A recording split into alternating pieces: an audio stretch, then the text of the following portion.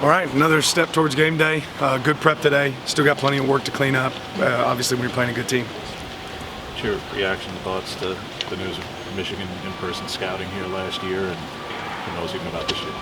Yeah, I don't have a lot of really thoughts on it. I haven't been focused on it that much. I mean, ultimately, I think that'll all sort itself out.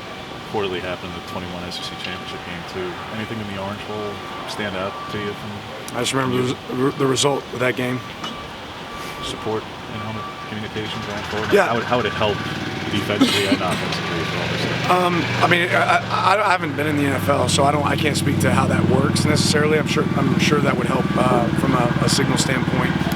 Ultimately, you're still going to have signals that you communicate with each other, even if one person's on the field getting the call, somehow they're going to have to relay the call to everybody else unless we're going to go out of a huddle every snap, which is probably not the reality in college football.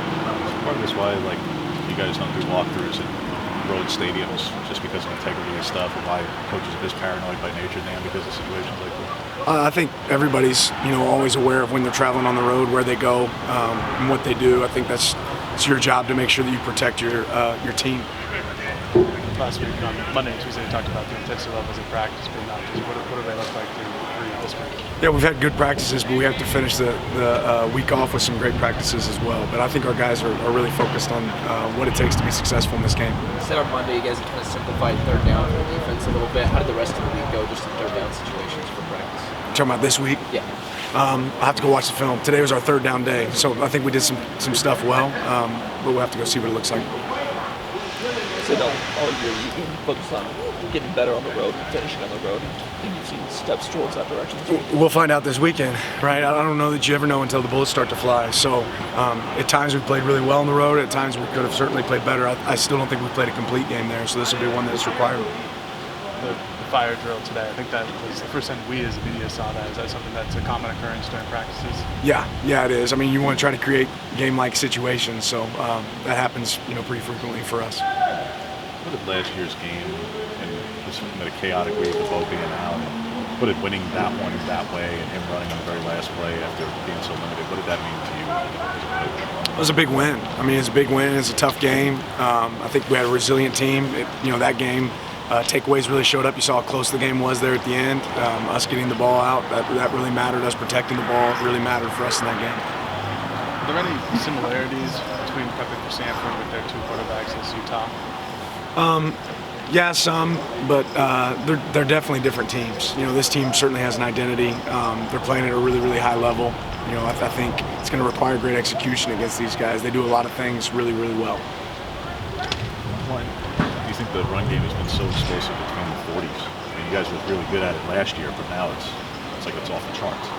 Yeah, I don't know if it's so much about field zone, but I think that we've been able to apply a good amount of tempo that can lead to explosive plays. But I don't know that's really so much about where we're at on the field as much as how we've executed and us getting.